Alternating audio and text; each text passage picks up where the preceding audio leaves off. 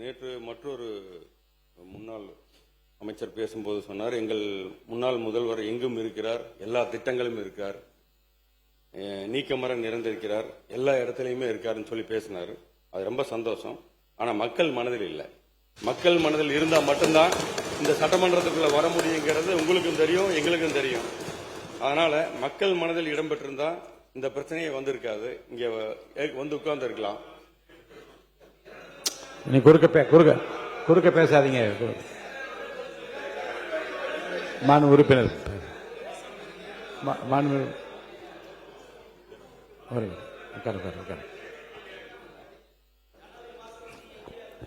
மாண்புமிகு பேரவைத் தலைவர்களே, மாண்புமிகு உறுப்பினர்கள் கடந்த ஆண்டு ஆட்சியில் இருக்கும்போது யார் கூட சுத்திக்கிட்டு இருந்தார் என்பது உலகத்துக்கு தெரியும். எங்களுடைய ஊரக தொழில்துறை அமைச்சர் ஐபி குடன் அவர் கூட இருந்தார், பழகினார் இருந்தார். ஆனால் நாங்கள் படுற டென்ஷன் அவருக்கு தெரியும். நாங்கள் எதுக்காகனா மக்களுடைய பிரச்சனைகளை அன்றாடம் பார்க்க வேண்டும், அமைச்சர்களும் சட்டமன்ற உறுப்பினரும் இருக்க வேண்டும் என்று எங்களுடைய தலைவர் அவர்கள் கூறியதை அனுப்பினேன். நாங்கள் பண்ணிடுறோம். அது எங்கள் திட்டமும் மக்களுக்கு செல்ல வேண்டும். கிட்டத்தட்ட இப்போ யார் மனதிலே இல்லைங்கிறார். 1,31,00,000 பெண்களுடைய மனதிலே அவர் குடியிருந்து கொண்டிருக்கிறார்கள். அதே போல புதுமை பெண் திட்டம் விளக்கம் வேண்டாம். உறுப்பினர் சொல்லிட்டீங்க, அவர் கருத்துக்கு தப்பு சொல்லிட்டீங்க, அதோட நிறுத்திடுங்க. போதும் உட்காருங்க.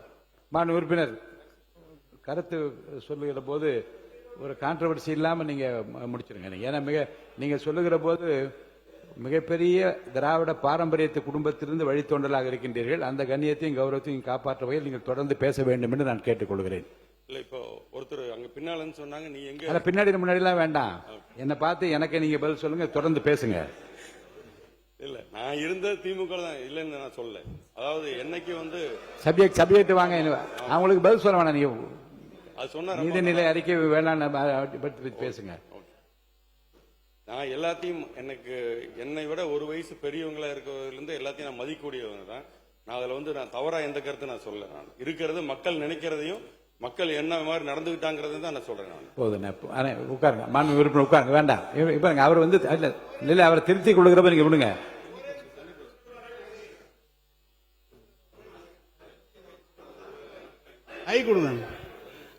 உறுப்பினர் அவர்கள் சொன்னார், கடந்த கால ஆட்சியினுடைய முதல்வர் மக்கள் மனதிலே இல்லை என்றெல்லாம் சொன்னார்.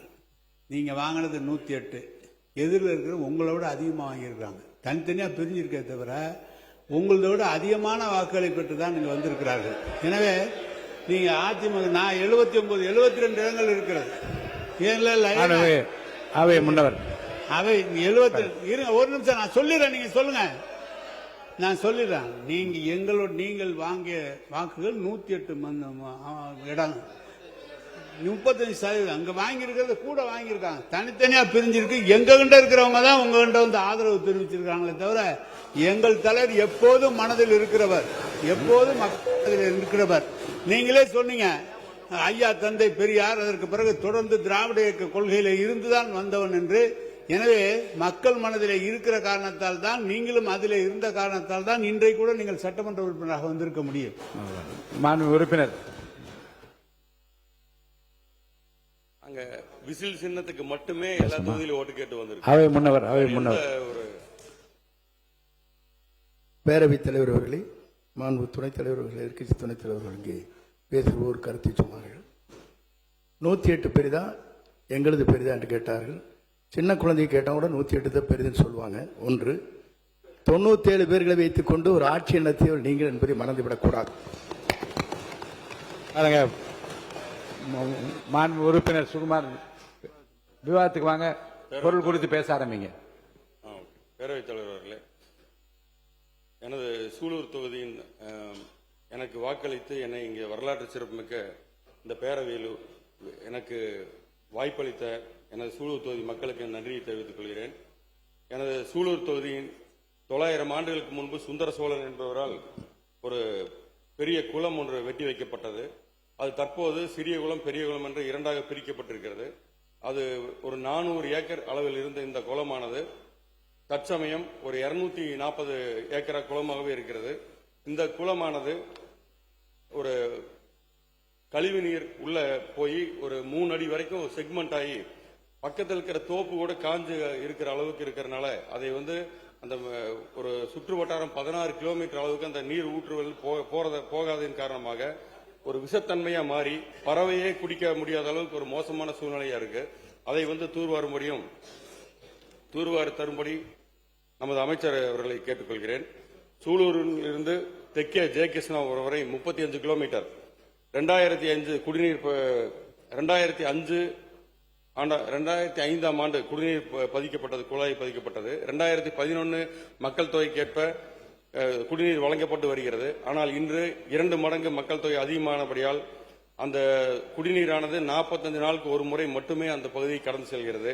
அதனால் குடிநீர் இணைப்பு மற்றும் புதிதாக ஏற்பட்ட நகரங்களுக்கு குடிநீர் வசதியை தர இயலவில்லை. மேலும் எந்த ஒரு தொகுதியின் எந்த மூலைக்கு சென்றாலும் இலவச பட்டா மற்றும் இலவச இடம் கேட்டு இன்னும் இருக்கிறார்கள். எத்தனை ஆண்டுகளாக இந்த பிரச்சனை இருக்குது என்றால் 40 ஆண்டுகளாக இருக்குது. 40 ஆண்டுகளாக நாங்கள் இருக்கோம், இந்த இடத்துல குடிசை போட்டிருக்கோம், எங்களுக்கு வந்து வீடு இல்லை, சொந்தமா இடம் இல்லை அப்படிங்கிறாங்க. நான் கேட்கறது என்னன்னா, நாம ஆட்சிக்கு வந்து இன்று 91வது நாள். இதற்கு முன் ஆண்டவர்கள் ஏன் அந்த வேலையை செய்யவில்லை தான் என்னோட கருத்து. 40 ஆண்டு காலம் ஒரு குடிசையாக போட்டு இருக்கிறாங்க. அப்படிங்கும்போது 40 வருஷம் அவங்களுக்கு தாசில்தார் ஆபீஸ், கலெக்டர் ஆபீஸ் எல்லா பக்கம் போயிருக்காங்க. அப்படிங்கும்போது அவங்களோட குறை ஏன் இன்னைக்கு வரைக்கும் நிறைவேறல? என்னோட தொகுதி எடுத்தீங்கன்னா 5 லட்சம் பேர் வசிக்கிறாங்க. அந்த இதுல ஏன் வந்து இன்னைக்கு வரைக்கும் அந்த மாதிரி எந்த ஒரு திட்டம் செயல்படுத்தல? எந்த இடத்துலயும் ஆரம்ப சுகாதார நிலையங்கள் இல்ல. 20 ஊராட்சிக்கு மேல ஆரம்ப சுகாதார நிலையங்கள் இல்ல. முக்கியமா கண்ணம்பாளையம் சூலூர்ல பணம் கட்டியிருக்காங்க. 1995லயே 10,000 ரூபாய் பொதுமக்கள் பணம் கட்டி அதுக்குண்டான ரெசிப்டும் கொடுத்திருக்காங்க. ஆனா ஆரம்ப சுகாதார நிலையம் இன்னைக்கு வரைக்கும் நிறுவல. 95ல அதுக்கு பின்னால எத்தனை ஆண்டுகள் இவங்க ஆட்சி செஞ்சாங்கன்னு பாருங்க. ஏன்னா மக்களோட குறைய சரி செய்யாததோட விளைவுதான் நாங்க இன்னைக்கு 108 பேர் நாங்க ஜெயிச்சிருக்கோம். அதுல எந்த விதமான மாற்று கருத்தும் கிடையாது. சூலூரில் போக்குவரத்து நெரிசல்ங்கிறது ஒரு மேரேஜ் அன்னைக்கு வந்து பாத்தீங்கன்னா அந்த இடத்த சூலூர் பஸ் ஸ்டாண்டை தாண்டறதுக்கு ஒரு 2 மணி நேரம் ஆகுது. அதனால அந்த சூலூர்ல வந்து மையப்பகுதியில் ஒரு மேம்பாலமும், திருச்சி சாலையிலிருந்து கலங்கல் சாலை வரைக்கும் எல்லை அகலப்படுத்த வேண்டும் என்றும், கனியூர் டோல்கேட் அருகே சேலம் கொச்சின் சாலையிலிருந்து மாதப்பூர் சேலம் சாலையை அகலப்படுத்த வேண்டும் என்றும், இது இந்த மேற்கண்ட பணி வந்து CRIDP 2026-27 திட்டத்தின் கீழ் முன்னுரிமை அடிப்படையில் விரைந்து செயல்படுத்த வேண்டும் என்று கேட்டுக்கொள்கிறேன். அதுபோல் சூலூரில் வந்து ஒரு அரசு கலைக்கல்லூரி மற்றும் பாலிடெக்னிக், இது வந்து அந்த தொகுதியில ஒரு அங்கிருந்து போறோம்னா ஒரு 40 கிலோமீட்டர் போனாதான் அரசு கலைக்கல்லூரி பாலிடெக்னிக். அப்ப வந்து அங்க போய் படிக்கிற பசங்க எல்லாருமே வந்து கொஞ்சம் சிரமப்படுறாங்க. பஸ் வசதியும் கம்மியா இருக்கு, போக்குவரத்தும். இப்ப கோயம்புத்தூர்ல இருக்கிற ஆர்ட்ஸ் காலேஜில் வந்து போன தடவை சேர்க்கை வந்து புதுசா சேர்க்கை வந்து 2000 பேர் மட்டுமே. ஆனா அப்ளிகேஷன் வந்து 30,000 பேருக்கு வந்திருக்கு. அப்ப அதனால வந்து அங்க ஏழை நடுத்தர மக்கள் பாதிக்கக்கூடாதுங்கிறதுக்காக ஒரு அரசு கலைக்கல்லூரியும் பாலிடெக்னிக்கும் நான் வேண்டும் கேட்டுக்கிறேன். அதே மாதிரி அவனாசி அத்திக்கடவு நிலத்தடி நீர் செறிவூட்டும் திட்டம் ஒரு 1900 கோடியில 2019 இது ஆரம்பிச்சு வருஷத்துக்கு 90 நாள் மட்டுமே தண்ணி வந்து ஏரியாவுக்கு வரும். இது வந்து மிகப்பெரிய குளங்கள் அந்த வழியில் இருக்கு. அதுக்கு வந்து கடைசி வரைக்கும் அந்த குளங்கள் தண்ணி வந்து சேர்றதில்லை. சேர்ந்தா மட்டும்தான் நிலத்தடி நீர் டெவலப்மெண்ட் ஆகும். சூலூர்ல வந்து தண்ணி பஞ்சம் நிறைய இருக்குங்க. ஏன்னா சூலூர் வந்து கோயம்புத்தூர்லயே மேடான பகுதி. அதனால வந்து அந்த அத்திக்கடவு திட்டத்தை வந்து நீர் செறிவூட்டும் திட்டத்துக்கு வந்து இன்னும் கொஞ்சம் பண பற்றாக்குறை இருக்குங்கிறாங்க, மெயின்டெனன்ஸுக்கு மட்டும். அதை மட்டும் கொஞ்சம் பண்ணி தரும்படி கேட்டுக்கிறேன். மாண்புமிகு பேரவைத் தலைவர் அவர்களே, எங்கள் தொகுதியில் வந்து தென்னை விவசாயம் மிக பெரிய அளவில் இருக்கு. தேங்காய் வந்து உரம் மற்றும் மூலப்பொருள் கூலி இதெல்லாம் சேர்த்தும் போது தேங்காய் வந்து விலை போறதில்லை. விலை வந்து வெறும் 46 ரூபா தான் பிக்ஸ் பண்ணியிருக்காங்க. இப்ப வந்து விவசாயிகள் ரொம்ப பாதிக்கப்படுறதுனால அந்த தேங்காய் மூலமா தேங்காய் எண்ணெய் விற்பனை அதிகரிக்கணும்னா அரசு கொள்முதல் செய்து நியாய விலை கிடைக்கும்படி கேட்டுக்கிறேன். நியாய விலை கடையில் தேங்காய் எண்ணெய் விற்கும் போது தென்னை விவசாயிகள் மிகவும் சந்தோஷப்படுவாங்க அப்படிங்கிறது. மற்றும் சூலூர் மற்றும் திருப்பூர் பகுதியை சேர்ந்த எங்களை விசைத்தறி உரிமையாளர்கள் ரொம்ப அதிகமா இருக்காங்க எங்களோட தொகுதியும் பக்கத்திலையும்.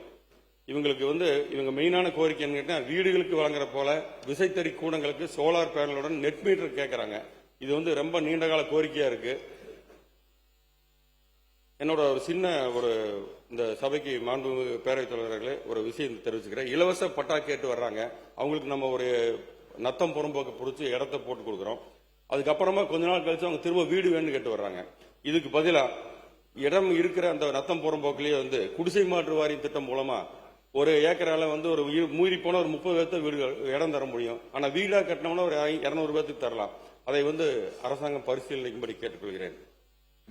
மாண்புமிகு பேரவைத் தலைவர் அவர்களே, இன்னொரு 2-3 நிமிஷம் கொடுங்க. முதல் பேச்சு இவங்க நிறைய குறுக்கிட்ட நிறைய கோரிக்கைகள் இருந்தால் நிறைய அவை குறிப்பில் ஏற்றுக்கொள்ளும்படி கேட்டேன். நீங்க கேட்டீங்கன்னா அவை குறிப்பில் ஏற்றிடலாம். நீங்க சுருக்கமா முடிங்க. கண்டிப்பா நான் உங்களுக்கு தரேங்க. இப்ப மெயினா கோயம்புத்தூரோட குடிநீர் ஆதாரம் 2 அணைகள் மட்டுமே, பில்லூர், சிறுவாணி. இந்த பில்லூர் அணை 1961 ஆரம்பிச்சு 67 கட்டி முடிச்சாங்க. இதுல ரொம்ப ஒரு 44.4 மில்லியன் கனமீட்டர் தண்ணீர் சேகரிக்கிற இடத்துல இப்ப 2023 ஆய்வின்படி 58.59% கொள்ளளவு இழந்திருக்கு. ஏன்னா கம்ப்ளீட்டா சேரா இருக்குங்க. அந்த சேரை எடுக்கிறதுக்கு ரொம்ப வருஷமா திட்டம் போடுறாங்க. ஆனா இன்னைக்கு வரைக்கும் நடக்கல. அதுக்கு ஃபாரஸ்ட் டிபார்ட்மெண்ட் NOC கொடுக்கறது இல்லை அப்படிங்கிறாங்க அந்த மண் எடுத்து போடுறதுக்கு. அதை கவனத்தில் கொள்ள முடியும். ஏன்னா அந்த 58% நிறைஞ்சாலே கோயம்புத்தூரோட 99% தனி பிரச்சனை இருக்காது அப்படிங்கறதையும் தெரிவிச்சுக்கிறேன்.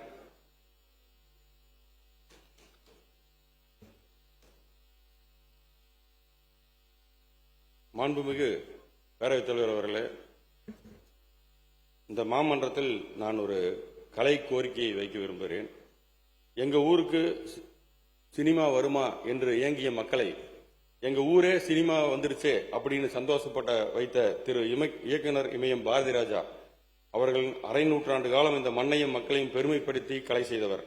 அவருக்கு தமிழ்நாட்டு அரசின் சார்பாக தேனி மாவட்டத்தில் அவர் அடக்கம் செய்யப்பட்ட இடத்தில் தமிழ்நாடு அரசு அவருக்கு ஒரு மணி மண்டபம் கட்ட வேண்டும் என்ற கோரிக்கையும், அவருக்கு தாதா சாஹேப் பால்கே விருது வழங்க மத்திய அரசுக்கு தமிழ்நாடு அரசு பரிந்துரைக்க வேண்டும் என்ற கோரிக்கை தமிழ்நாட்டு மக்களின் சார்பாகவும் கலை உலகினரின் சார்பாகவும் நான் வேண்டி விரும்பி கேட்டுக்கொள்கிறேன். எனக்கு பேச வாய்ப்பளித்த உங்கள் அனைவருக்கும் என்னுடைய நன்றி.